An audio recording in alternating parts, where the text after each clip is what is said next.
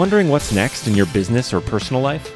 Welcome to Success to Significance, Life After Breaking Through Glass Ceilings, a podcast dedicated to helping you with all of life's challenges, discoveries, and opportunities.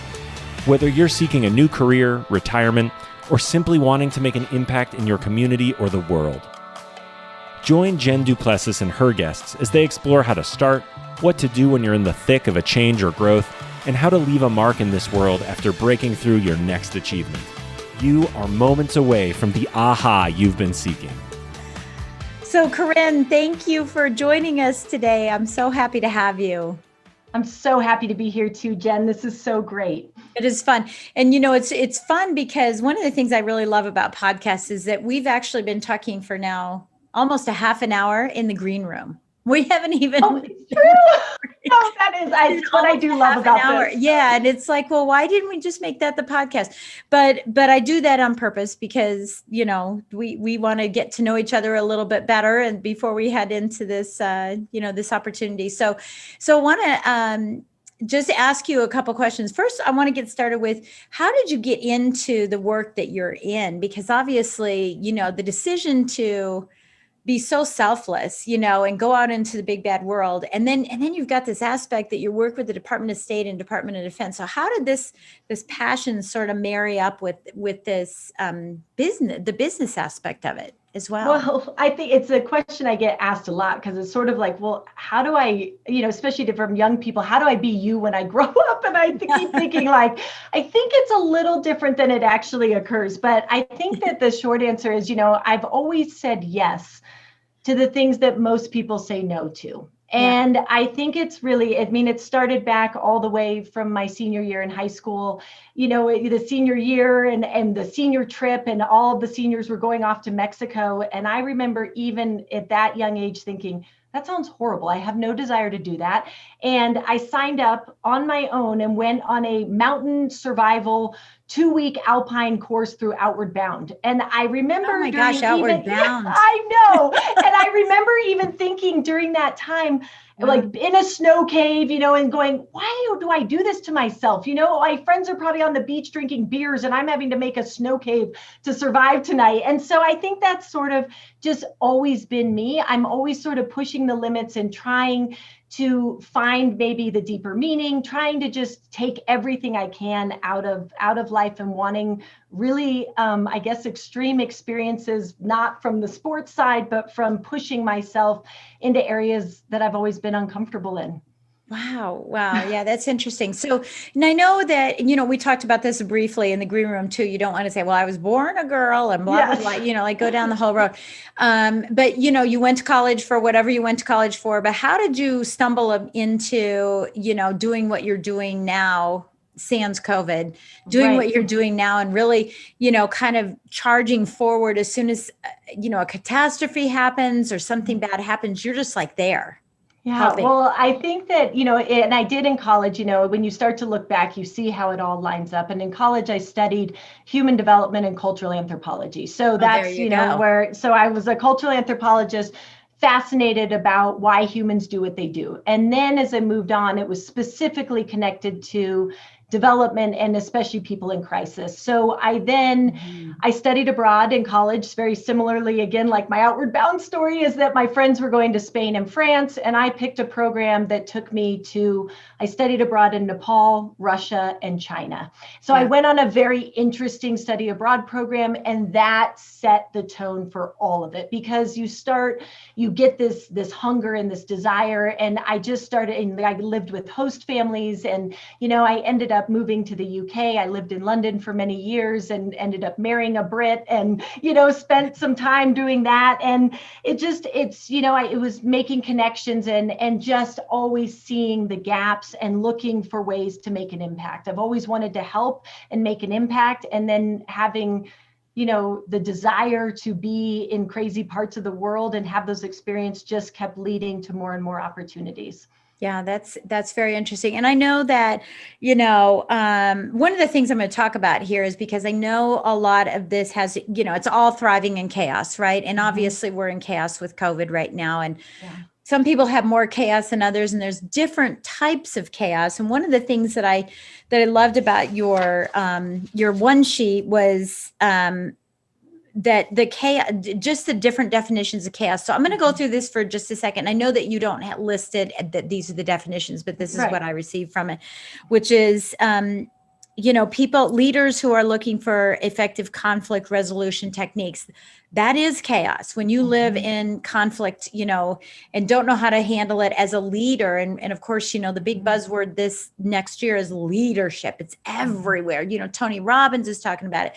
Dean, I can never get his name right. Grzowski, whatever. It's perfect. Oh, I'm sorry, Dean. I'm sorry, because I'm in one of their courses. And leaders, operating in challenging environments, in what we're doing with the COVID cocoon that we're in, right? Or someone said the vid. I got the vid cocoon. And the need to navigate disruptive change, which is what we've experienced as well. To new ways to collaborate with others effectively. Like, how do you get on the other side of that, sort of breaking to that ceiling, increasing your effectiveness, right? With organizational change. So this is all business related, but then there's also an aspect of the human relation as well, and the effectiveness of communication. So I want to make sure that everyone understands what your definitions of chaos are, because, some people would say I'm chaotic because I'm an A+ personality, but thank goodness my dad's personality comes in, and that becomes that side of my personality becomes the string to my own helium balloon of chaos, right? And but we're dealing in a lot of chaos with COVID right now. And I guess what my question to you is this: is in the business environment, and sometimes this is chaos in our own heads too, because a lot of us are staying at home and saying, maybe I don't want to go back to that job. Right. And so what kind of chaos is going to ensue as an all the self-reflection, right? Like, yeah. all that shifting. Like, what really matters to me. Yeah. Right. So here we are in COVID during the time that we're talking about this. So I just want to talk about this briefly, and then we'll get on to your 4 C's of chaos. But what are you seeing as the most prominent chaos right now? Because you do work in health, and you do work in entrepreneurship, and you work with the government. So yeah, it's always chaos. Well, I think something, when we talk about those ideas of chaos, I think there's also to differentiate a little bit between crisis, right? Crisis is the event, and it can come in all shapes and sizes, from, forgetting your keys when you're, or your cell phone when you're running out the door, to COVID hitting your company or your frontline people. World. So it's all different shape. That's sort of the crisis, the event.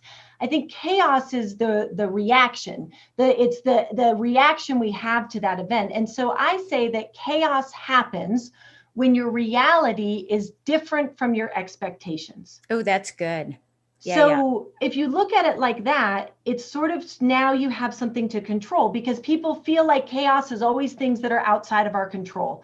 A lot of it is, but our reactions to it aren't. And so I also say that it's also maybe setting more realistic expectations based on the current circumstance. So my work, especially before COVID and when I was working overseas, I was always expecting it to be chaotic. I knew it was going to be. I just didn't know when it was going to happen, but I knew something was going to be different than what I was expecting. The bus wasn't going to show up on time, or my supplies weren't going to come in, or a team member was going to get sick. Like, something was always going to change. And it's the same in the business world. I think with what's happened now with COVID is that it has all just hit so fast and so quickly. It's just so magnified. And I keep telling my clients right now that it's nothing new. It's just magnified, but it magnifies the good and the bad.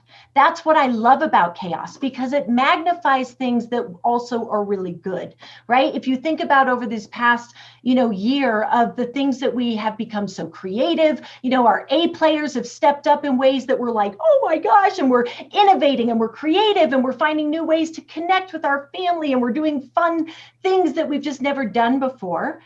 But it also shines a spotlight right in the areas that we already knew were there, in our processes, in those gaps. And so much of what I talk about in chaos is, one, identifying, first of all, like, let's get more realistic about what it actually is. Because it's always been here, but really, I think it's just your reality showing up different than what you were expecting, and how you respond to that and how you lead others through things that keep changing is critical. Yeah. I'm giggling as I'm saying this. You're saying crisis and I'm laughing. Right. If you go to the YouTube and watch this, it's funny because I'm laughing because you and I were talking about before about how yesterday, my entire day was sort of reorganizing my office. Now, people that have seen me before, the backdrop is different. What's different is my desk. I'm in a sitting desk now. I've got a little bit of both going on. In fact, I have that now too. It's so fun. It's my father's drafting table that I used when I was in college as well. And, so I feel like my dad's with me all day today. It's just a weird sensation, but, awesome. I'm laughing about it because my husband, I said, are you sure you want to do this today? Because are you sure? Because we've got screens and I'll let everybody see it, right? We got all kinds. I've got like a and everything. Yeah. I've got my mirrors causing trouble now that I'm higher. It's like a big mess. And as he was putting it all together last night, you can imagine the words that were being used. Yes. And he throws himself in this chaos. And it was so funny. He's like, it's your computer. It's only your computer that you get. And I'm like, you've always said that and you've always got this result. And he goes, it can never be easy. It can never be easy. It always has to be like this. And it's funny you're saying this because why does his expectation think it's going to be plug, plug, plug, bing, it works? Right. And if he had already said that, he already knows it's going to be hard. So you learn how to prepare for chaos. That's what I always tell people. You're never going to be chaos, proof, but you can be chaos ready. So, he may want to plan a little more extra time if he's working with you on your computers and set those realistic expectations. But that's been a big part of this too, is, leaders now needing to really set realistic expectations that right now, some things are really hard. Now, most companies I've been working with lately are having the most record-breaking years that they've ever had. Now, not everyone's having that experience, but either side of the equation still causes chaos. Doesn't mean that it's bad. It can be really good too. And so my whole goal is always helping people use chaos to their advantage, because one, it's never going away. It's always going to be here, but embracing it, starting to really use it for something, use it for a force of good, because there's so much opportunity within it, but also being real and helping people that it is frustrating and hard. Like your husband had a challenging time and you want to acknowledge that and have empathy as well, but still move forward. Yeah. Yeah. That moving forward is me walking out of the room. I just avoided it. I was like, oh my God, I'm not going there. He's Italian and French. So he's just, everything that happens is chaos for him. Everything's magnified. No question about it. Absolutely. So, I want to kind of address a couple things. It looks like we're going to stay in COVID for a while, right? Mm-hmm. I was in Vegas this past week for the whole week, and it was good to get out, but it was a ghost town. Wow. Ghost town. It was crazy. Weird. And somebody there, I was talking to one of the Uber drivers, and he said, one of the hotels isn't going to open until June. The Palms is shut down. Rio is shut down. Now we knew Rio was going to be kind of blown up anyway, but it's shut down. There's nobody in 5 towers. Palms is shut down. Nobody's working there. So it's not even that it's just slow. There's just not enough to go around. Right. Mm-hmm. And even at the Bellagio, my hotel was $88 for the night. Yeah. Wow.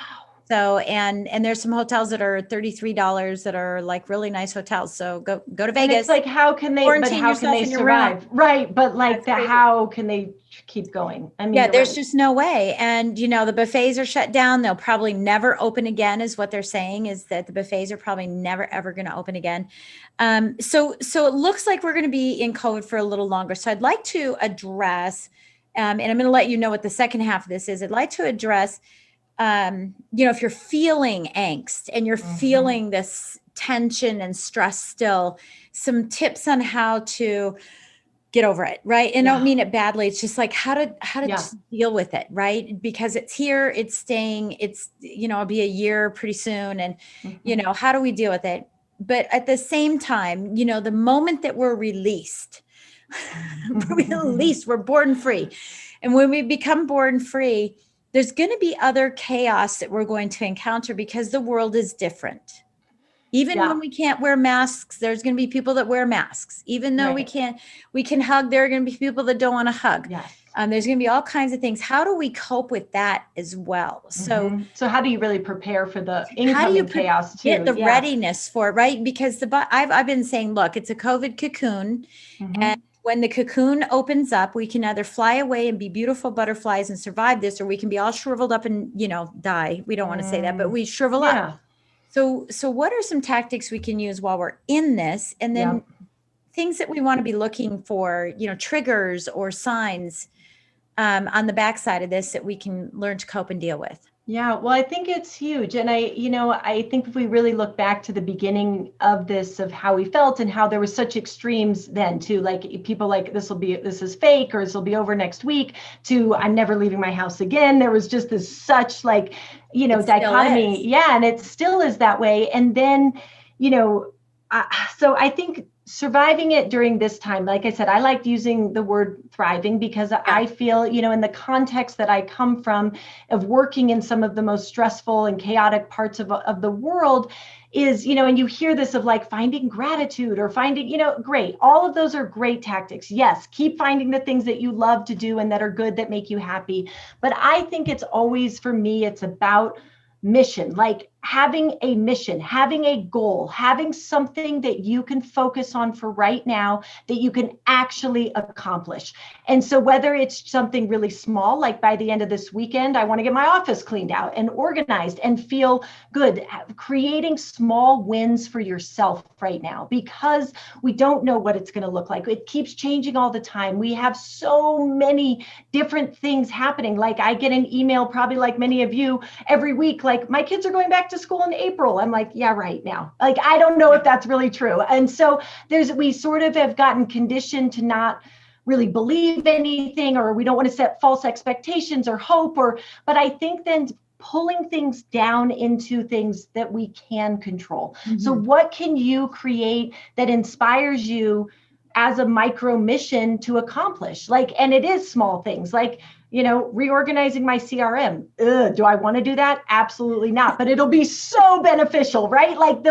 What are things that you can create win-wins in? Like things that are going to really benefit you in the future that you can take care of right now. But if you break it down small enough, and then it becomes fun and doable. So I've started to create, with my clients and with myself, like some small, task list ideas that are like micro missions that feed into my big mission. Right. Our big mission is still who we are and what we're here to do. That isn't going away. I still want to, be a great mom, and I want to lead my people, and I want to run my nonprofit, and I want to do a great job in my work. But some of those things are really, that causes huge anxiety. Like, I don't know if I can do that in the same way, but hey, we made gingerbread houses this year for the first time. Woo! Win, so set more realistic expectations and find the wins in the good stuff. So in the small stuff. So I think that really helps right now in the anxiety, because if you're feeling anxious, I would say your mission's just too big. Just pull it in to something that you can take care of this week. And sometimes it's even,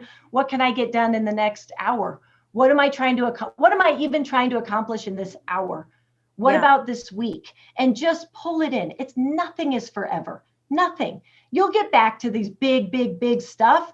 But right now, focusing on the small stuff that feeds into the big stuff for the future is awesome. So I play around in that realm. And I think when we look at, well, how do we prepare, for when we look at when we get set free? I think, being excited about it, for one, focusing on the things that you're looking forward to. What are some of the things that you're so looking forward to? Like, I can't wait to just go to a restaurant and order food normally, where I don't have to use my phone and try to figure out these apps. And I can't wait to go out to eat with friends. That will be so it is these small things.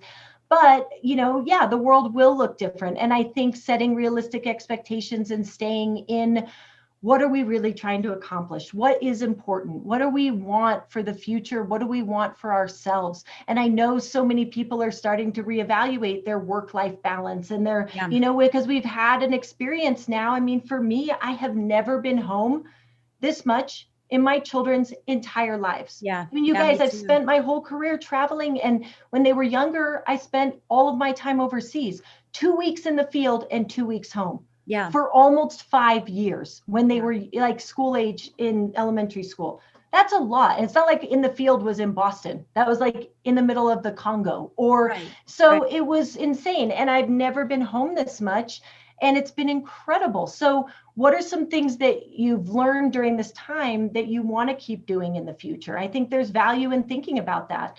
I don't think I want to have the same insane travel schedule like I had before. No, I know. Yeah, it's funny you say that because I just was at a mastermind, in Vegas, and we were all talking about that because we're all speakers and coaches and podcasters and that type of thing. And we're just saying, is that worth it? And it was funny because toward the end, I was struggling with it because, I happened to mention to you that I was on a 45-day like constant. And my last place was Vegas. That I came home on a Monday, and Wednesday they shut the world down, right? They shut the entire United States down. And but I was happy because I'm not a spring chicken anymore, and my legs were killing me. And I had like 17 different, no, I have like 5 different pairs of compression socks, and and I'm going, why am I having to carry all this other crap with me when I'm going out there? Because because I'm really sensitive to my health and what's going on, by the city. And then I came in and all I do is sit anyway. And so for me, this year, and I'm plant-based, so I know I eat well, but it's the movement. Yeah. And I actually found that I was actually more sedentary sitting here and at the house, hence the reason the office has been changed. Right. Ooh, yeah. But it took us a year to get it pulled together, or 9 months to get it pulled together, but, and it's not the whole office, it's just my standing desk, and I could have easily brought it in, but it needed some work and that kind of stuff. So anyway, but yeah, I think that, we're now saying, well, wait a minute, maybe I don't want that schedule. This is just as good for me. I'm still doing well. I'm having a great year, just like you are. It's my best year. And, and it's because we're just more focused. We're totally. I think definitely we're more focused, and I feel like, we're more focused, and it's providing that clarity. We talk about clarity a lot, and it's providing that clarity of, again, mine is, a lot too around the clarity of mission of what am I even trying to accomplish? What is the goal? What's the end game? What am I doing all this for in the first place?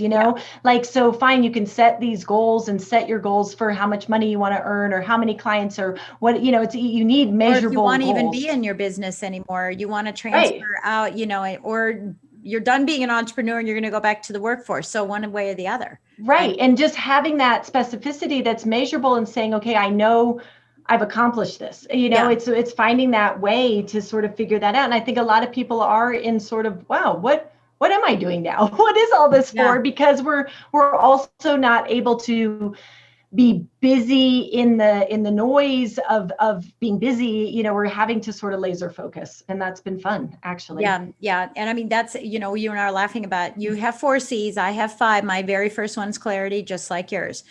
So let's talk about these 4 steps to this chaos action plan. So when, when you're in this chaos, or you feel like you're in chaos, what are the steps? And I know one is clarity, and that's just get clear of your goal and your mission, right? Is there anything else? It is. Well, so it's, you're getting clear on your mission, but I say the action plan. So first of all, the action plan is very much because I'm a cultural anthropologist by trade, right? And so I love to study why people do what they do, and especially in chaos or in a crisis. So when something changes outside of your control, people have a default reaction. So either people are going to avoid it.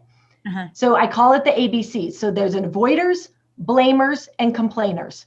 So all of us have a default reaction. We all are going to do one of those things. Like you said, when your husband was getting crazy about the computer, like, I'm just going to avoid it. I want to just avoid it. And unfortunately, I hate to admit about myself, but I'm kind of a blamer. So I go straight to blame because I feel like I've done everything that I was supposed to do. And so if something changes that's outside of my control, or my reality is different from my expectations, I blame someone else. And then I usually blame myself because I feel like, I must have done something wrong. And then you see those people on the sidelines just complaining. They're usually just hanging out.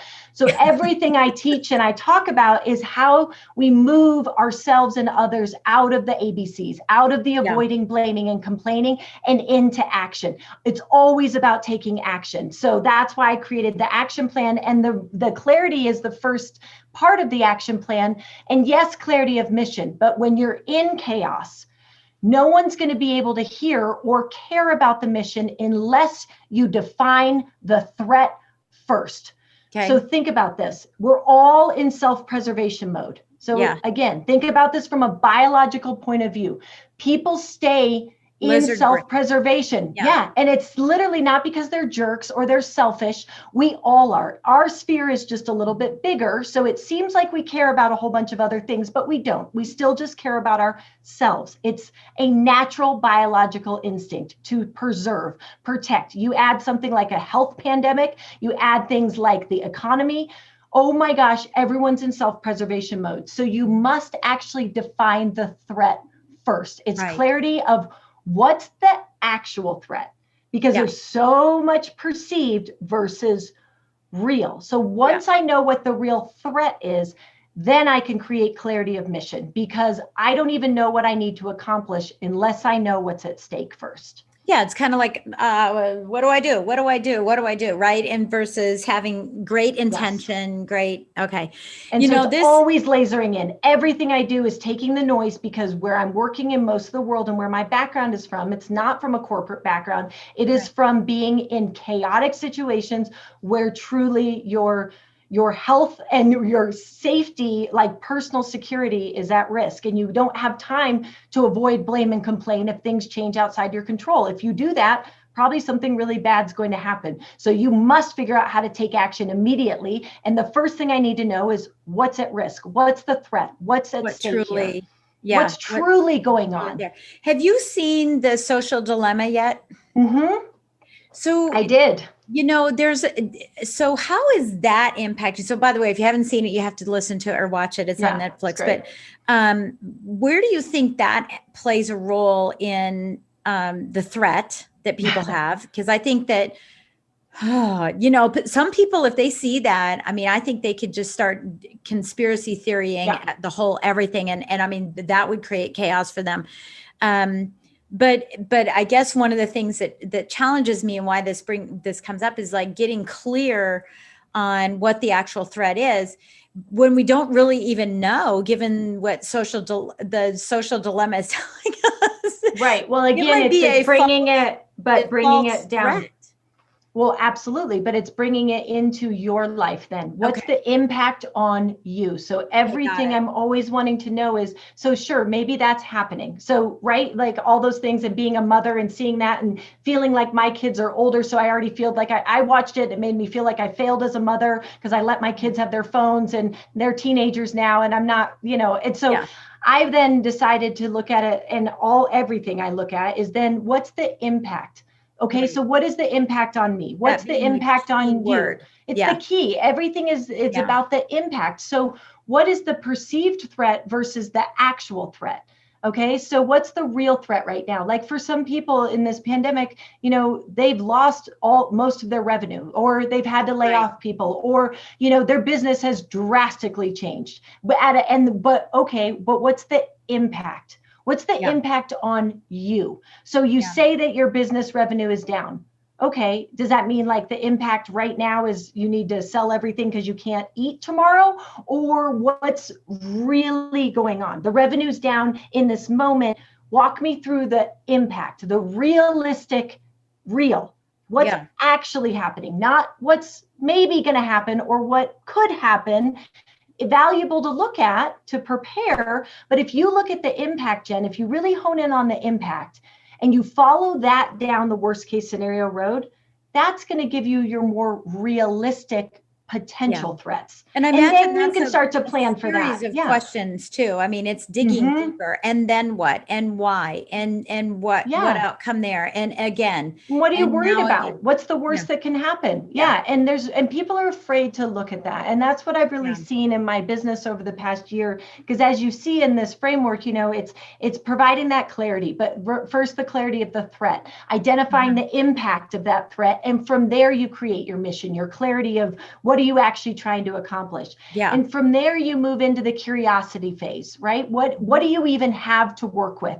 Your brain does this naturally, because once you've identified the threat and the impact it's having, you already know what you're trying to accomplish. So you've already gone into, what do I have to work with? What are my resources, right? But who are you? Like, who am I being right now? Who am I? How am I showing up so I can accomplish this? And then, once we really have that clarity and you identify realistically, let's say it's your business and you've now actually looked at your books, really looked at your sales projections, or really seen, okay, actually I've got almost a 6-month buffer. If we rearrange a few of these things, okay. Then you have to have the courage. That's that third part of it, having the courage to really take action. How do you actually, once you know what you need to do, that's very different, as you know, in the work that you do too, just talking about it is very different. I'm always trying to move people out of avoiding, blaming, and complaining and into action. People are afraid to take action without clarity. Clarity equals security. The more clarity you can provide, the more secure people will feel, and people who feel secure can move into action. Also for ourselves. So how do you provide that for yourself? Yeah. And I think that's, I would say for me, it's an assessment, it's something that I just went through. I work with Darren Hardy. And so I do, living your best year ever. And so we just, finished our things and we're about ready to implement everything. And part of that, for me was, it's kind of an interesting thought process here, because I haven't had a chance to do it all year, but all year it's been, move, exposure, expand, exposure, right? Like get all this stuff out there that was sitting sort of dormant. I mean, I thank God every day that he shut me down so that I had no choice but to do what I should have been doing for 2 years. But it's funny that at getting ready for 2021 was a complete assessment of my fixed costs and my apps.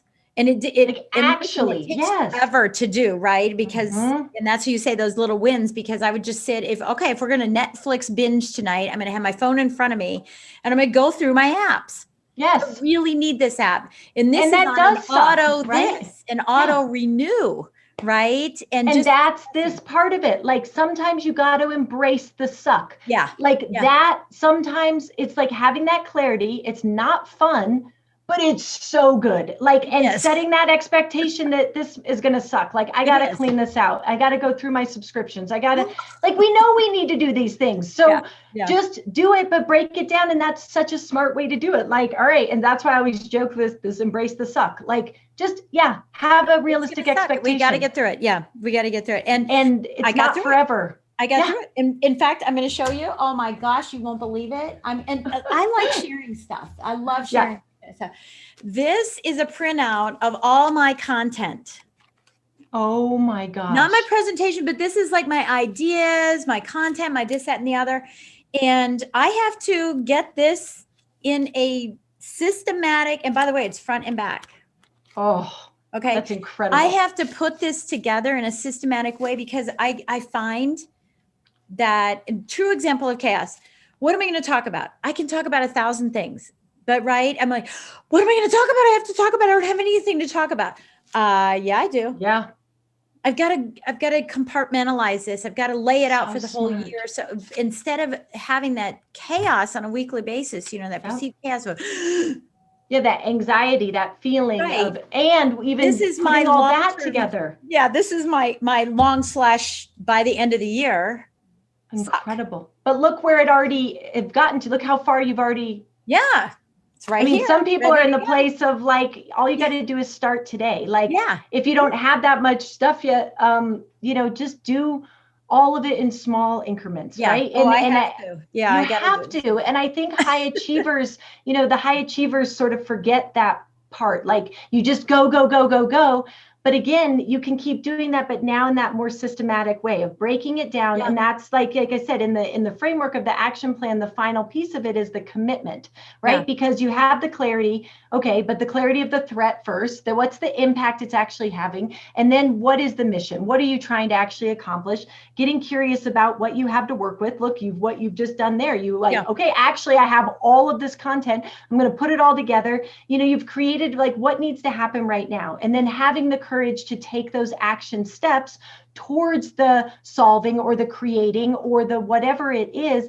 The next step to the final part that wraps it around is when you start feeling that sort of overwhelm or that disappointment or that frustration is the commitment, like remembering the mission, remembering why you even do what you do. Yeah. Why are you here? Like, what is this for? What makes you excited about what you're doing? And so I remind people right now, of course, the gratitude is critical. I think that's just a natural part of our being. And as humans, like keep always focused on that. Like that's low level stuff. Like this next level is like recommitting to the mission. Like, what are you here for? Is it worthy of your life? Like take actions that make you excited because this is it right here. What are you waiting for? So finding that clarity of like, here's what's the challenge. Here's what I'm trying to work on. Here's what I've got to work with.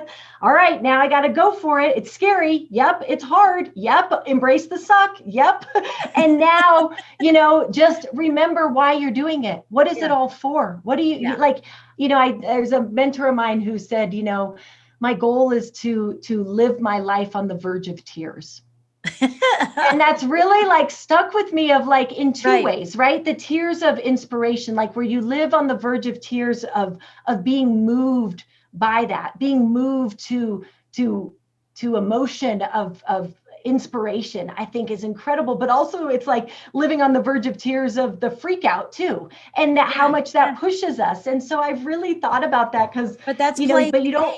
I mean, that's being playing the game versus not being in the game. I mean, so many people, it's funny, the people that I'm coaching, my students and stuff, I'm saying, look, while you have this opportunity, this is where you need to go in and embrace the suck. Because I said, this is when you want to go through your database. This is when you want to take a look at branding. This is the time that you want, and that's what I did in the 12-week year. That 12 weeks was a lot of work. It wasn't content because at that time I wasn't worried about content. I was worried about some foundational pieces that need to be put into place. Right. Yes. So when you take these four, so I want to make sure I have them right, because I have something different in your email. That's why I'm making. Oh, sorry. Yeah. Yeah. So clarity, curiosity, courage, and commitment. Got it. Okay. Got it. So tell us about, as an example, in the time that we have left here, just to talk about how you walk through that process, with some of the work that you're doing. And it can be an entrepreneurial, or it can be, something in Africa, whatever it is, wherever it is you're working, where you were able to say, so this is how I applied it and what the outcome was. Well, I think actually the best example is what I created, during this pandemic. So, as so many of us having to reshift our entire business, no matter, just working from home and the technology and learning new things.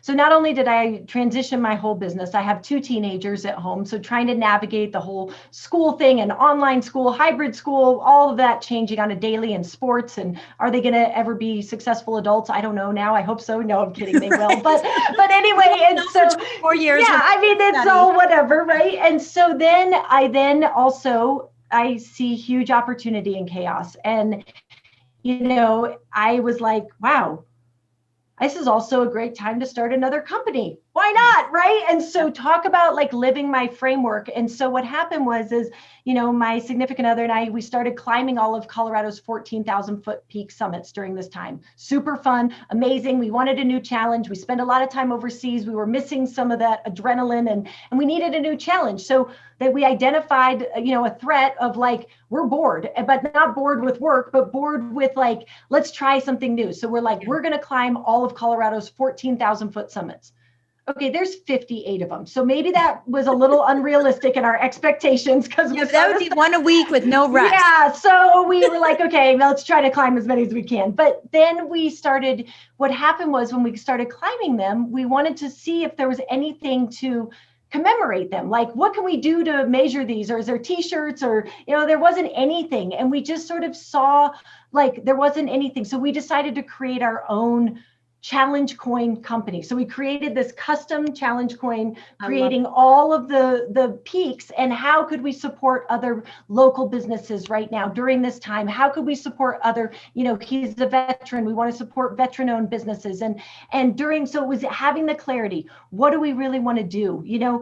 What do we have to work with? And having the courage to start a company during a pandemic was crazy. And then that recommitment to the mission, like our mission is to inspire and motivate people to get outside, right? And try to accomplish things that they think are impossible. So it was so amazing to sort of use my own framework on a daily when things kept happening and going wrong and, designs being backed up, supply chain being screwed up, all these things outside of my control, having to come in and say, okay, what's the threat? What are we trying to accomplish right now? And how do we keep moving forward? And, it's the same with my nonprofit, right? We work and do medical trainings overseas. In Africa, we obviously weren't able to do that during this time. So I saw a huge opportunity when the hurricanes hit in Louisiana, which was devastating to them. Most of my team is based in Houston, so that's using the Curiosity portion. I said, all right, it's a 2-hour drive, and we created a disaster response team, and we started going down to Louisiana and doing hurricane disaster response work, and it was incredible. Totally different from what we do when we're overseas, but the mission was still the same. How do we make an impact in the areas that there was a gap? And so using and not being afraid to shift and change. And I didn't know if it was going to work, or are we still going to keep that part of our company? I'm not sure. Well, it's a process. So.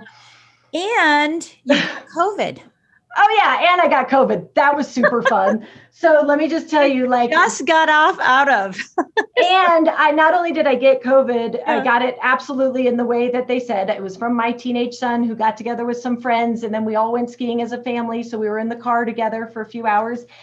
But the craziest part is, of course, it came when I had my busiest week.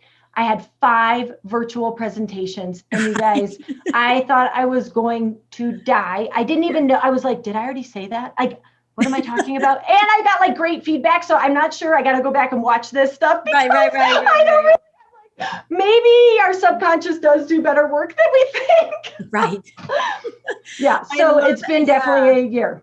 I love what you're doing. I love it. So you're around chaos all the time. So people that are feeling like they're just overcome by chaos, they're going to want to reach out to you. So what is the best way? There's multiple ways. Well, I think there's multiple ways. Definitely the best way to, reach out, of course, my website, CorrineHancock.com. It's 1 R, 2 N's, CORINNE, Hancock, HANCOCK. So CorrineHancock.com is a great resource for you. Follow me on LinkedIn. I put a lot of content on there. A lot of things that we're talking about. There's tons of resources on there. And, of course, always on social media, we can connect that way too. But I say just keep being curious, about what's going on around you, what's perceived, what's real, and what are you really trying to accomplish? Yeah, I love how you're able to deploy so quickly, something down in the hurricane, because you have the tools. It's just a reapplication of the same thing. But I love that you just come back and say, okay, let's get these 4 things, these 4 items out of the way.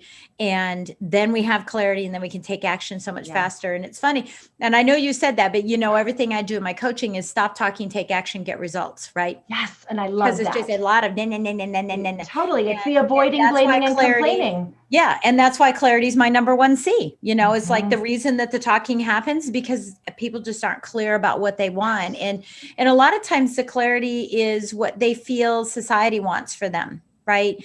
And for me, people were doing that just this past week, saying, one of my goals is to, have a whatever kind of car. And okay, do you really, really want that car, or does society pressure you to think that means success? Because that's so not necessarily success.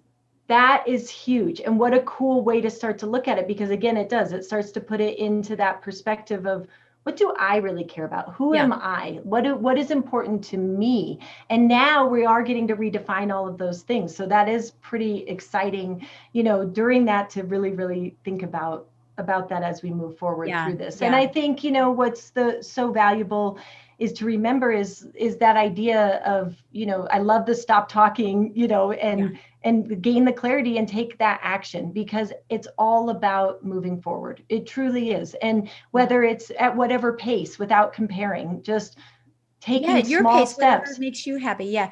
Right. Because you have to remember, we scare people. Like, I can tell you that's a big part of my framework. And the curiosity part too, is to look at how we're occurring to others, especially as leaders, because I can tell you right now, all of our things that we think are so exciting and such great ideas and all the cool things I'm creating, my team is like, you are so unrealistic. You are out of touch. You are disconnected. Right. You are not sensitive to our feelings. Like, there's some negative that comes along with this that you have to really pay attention to, that not everyone's experiencing the world the same as you. And not everyone thinks the same. And so I have to really meet people where they're at too. And also pay attention to, people will call me a chaos causer a lot, because I cause a lot of chaos. You bring the drama, you develop drama. Yeah, I know. And I think that's part of just, it's part of your personality. And I think that's a whole discussion about disc and colors and Myers-Briggs.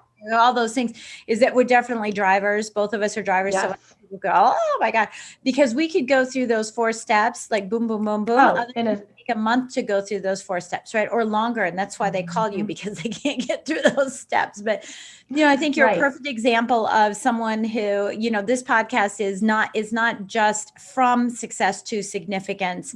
It is everything from success to significance, right? Yes. And I think that you're a perfect example of taking, that success that you have and turning it into being impactful and significant for others, whether it's veterans, whether it's countries, or the people in the countries, or whether it's entrepreneurs. So I thank you for, raising up and climbing to a new elevation and new altitude, thank you, to deliver that and be a leader in our community. So thank you. Thank you. Well, and thanks for doing that and bringing that awareness to people and allowing a platform where we can share these stories and connect on these and talk about the things that we're always all thinking about. So I really appreciate what you create. So thank you. Of course. I love it. Absolutely love it. Well, Corinne, thank you so much for being with us today. It is such a pleasure. And I wish you the best in 2021, because it's going to be great. Look, I'm calling it the Soaring 20s. Ooh, that's fun. This is just the beginning. So what? It was the low end. This is the Soaring 20s. It's uphill from here. So I'm excited about it. Good. Well, I can hardly wait to see what, like I said, it's been such a crazy year, but a great year for so many too. So I wish everyone the best and health and well-being, and keep taking care of each other and ourselves as we go through. Thank you, Jen. Yeah, thank you so much. And everyone, thank you again for listening in. And please don't forget, give us a great 5-star rating, and please write a review. It's important for us to see the reviews as well. And I thank you for taking time in your day to share with us. And hopefully this has provided you with something that you can take some action on to move and propel your life forward. So we'll catch you next time. You've been listening to Success to Significance with Jen Du Plessis, the #1 podcast for people wanting to give more value and make an impact. Loved this episode? Be sure to subscribe right now at www.jenduplessis.com/S2S for more stories, strategies, and thoughts to help you gain significance and success. And if you like what we're doing, don't forget to give us a rating and review so we can continue to bring you the best content possible. Join us next week for another breakthrough episode. Thank you for listening.